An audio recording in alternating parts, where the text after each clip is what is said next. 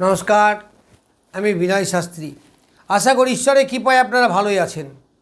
আজকে আমার ভিডিও আলোচ্য বিষয় পূর্ব ফাল্গুনী নক্ষত্র।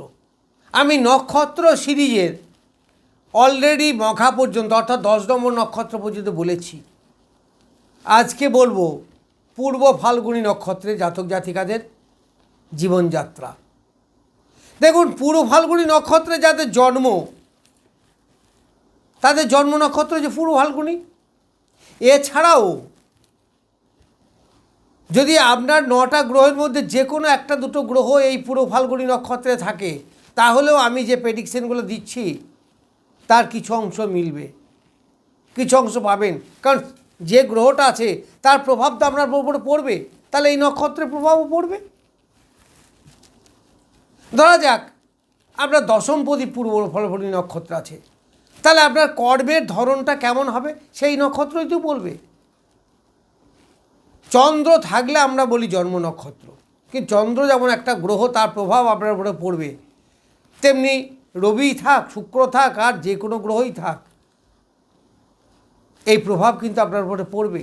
সুতরাং 9টা গ্রহের মধ্যে যদি কোনো গ্রহই না থাকে তাহলে আপনার দেখে লাভ নাই, কিন্তু কোনো গ্রহ থাকলে তার ফল কিন্তু এইগুলো হবে। তো যাই হোক, এই পূর্ব ফাল্গুনী নক্ষত্রের দেবতা হচ্ছে ভগবান শিব বা শিবলিঙ্গ, যা শিব প্লাস পার্বতী, এই মিলন্ত শিবলিঙ্গ।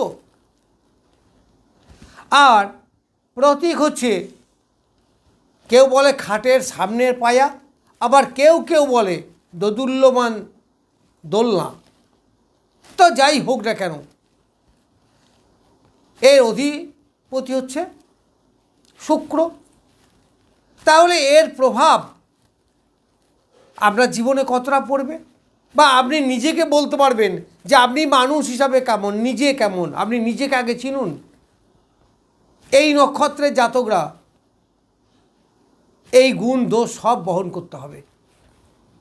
তাহলে প্রথম বলি, পূর্ব ফাল্গুনী মানে কি? পূর্ব মানে যে আগে, আর ফাল্গুনী মানে হচ্ছে ক্ষুদ্র। তাহলে ক্ষুদ্রাতি ক্ষুদ্র কোনো কিছু ঘটার আগের মুহূর্ত, আর উত্তর ফাল্গুনী যে পরের মুহূর্ত। এই শুক্র যে পূর্ব ফাল্গুনী নক্ষত্রের অধিপতি, আপনারা জানেন উত্তপ্ত, সূর্যের পরেই দ্বিতীয় উত্তপ্ত গ্রহ হচ্ছে শুক্র, আবার উজ্জ্বলও বটে। আবার শুক্রকে আমরা জল তত্ত্বের কথা বলি, ফলে ইমোশনালও আছে। তাহলে আপনি রাগী, জেদি, একগুঁয়ে, এই গুণগুলো যেমন থাকবে, আবার ইমোশনাল এই ভাবটাও কিন্তু আপনার মধ্যে থাকবে। দেখবেন কখনো কখনো আপনি খুব ভালো মানুষ, এত ভালো মানুষ হয় না, শান্ত স্বভাবের, শীতল স্বভাবের মানুষ, কিন্তু রেগে গেলে এত রেগে যাবেন, ওই তো শিবের উগ্র মূর্তি ধারণ করবেন, যাকে আমরা রুদ্র বলি। তাহলে এর মধ্যে একদিকে আছে শিবের শান্ত রূপ, আবার অন্যদিকে আছে শিবের উগ্র রূপ বা রুদ্র রূপ। এর একদিকে আছে কামনা বাসনা, আবার অন্যদিকে আছে বৈরাগ্য। এর মধ্যে দুটো স্বভাবই আছে। এই জাতকরা প্রচণ্ড আর্টিস্টিক হয়, আর্টিস্টিক কোয়ালিটি এদের মধ্যে থাকে, কারণ অধিপতি শুক্র।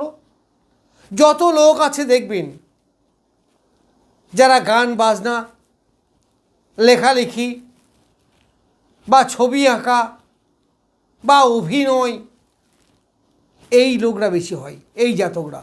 আপনি নিজেও দেখবেন আপনার মধ্যে আর্টিস্টিক কোনো কোয়ালিটি থাকতে পারে। হয়তো আপনি নিজে গান বাজনা নাও করতে পারেন, শুনতে ভালোবাসেন। আপনি হয়তো নিজে অভিনয় ভালো পারেন না, কিন্তু অভিনয় আপনার ভালো লাগে, এই গুণটুকুও আপনার থাকবে। এই শুক্র যদি দ্বিতীয় পতির সঙ্গে বা দ্বিতীয় ভাবের সঙ্গে কানেক্ট হয়, তাহলে কিন্তু আপনি অভিনয় করতে পারবেন বা গান বাজনা করতে পারবেন। এই পুরো ফাল্গুনী নক্ষত্রে যদি তৃতীয় পতি থাকে তাহলে দেখবেন বাদ্যযন্ত্র প্রতি আপনার একটা আকর্ষণ আছে, আপনি বাজাইতে খুব ভালোবাসবেন এবং বাজানোর সম্বন্ধে আপনার জ্ঞানও থাকবে, যথেষ্ট থাকবে। এর প্রতীক হচ্ছে দোদুল্যমান চেয়ার, কি দোলনা বা বিছানা বা খাটের সামনের পায়া বা খাট।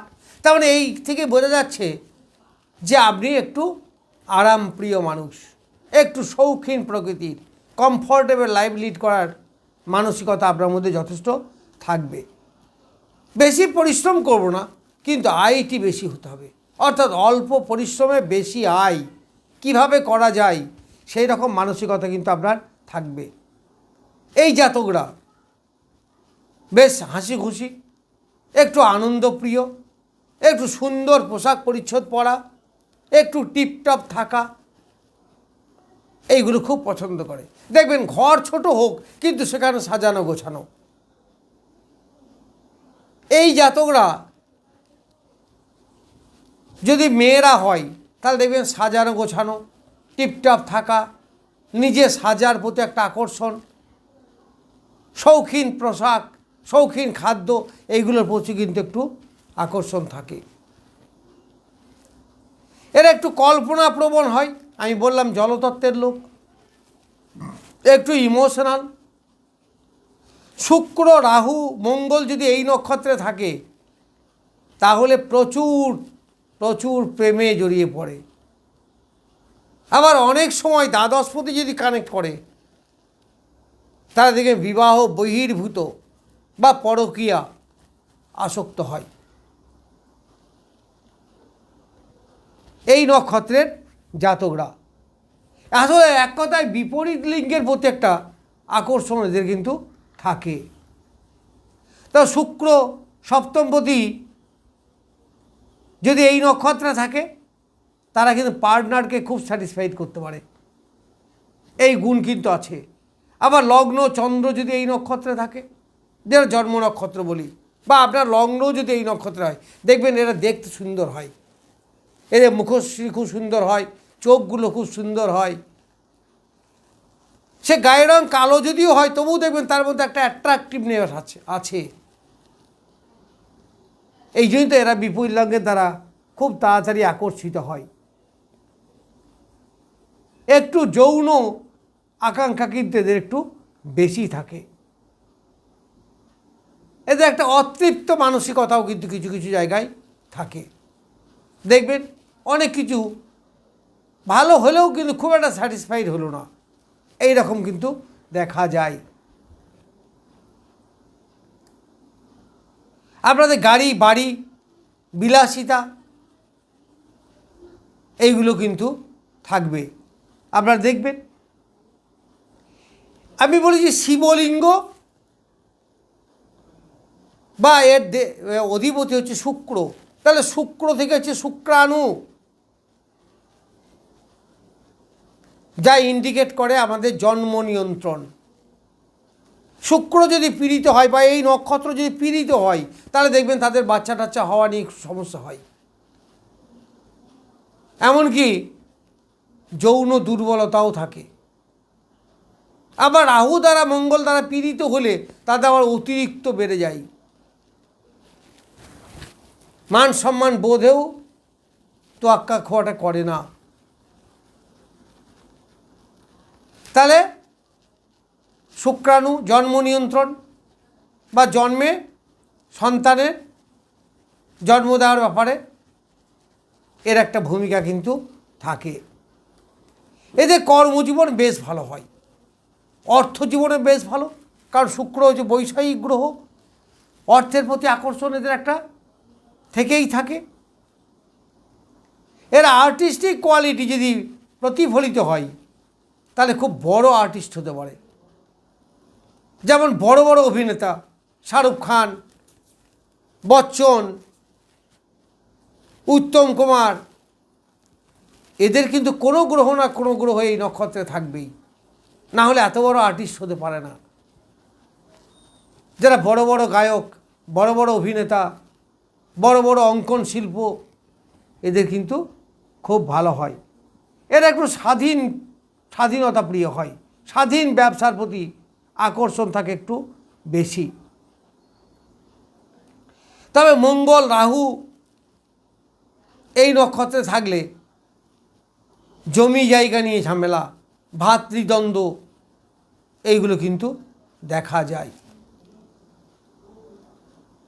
মোটামুটিভাবে শৌখিনতার দিক থেকে বেশ ভালো এই নক্ষত্র, বা অর্থগতভাবে বেশ ভালো।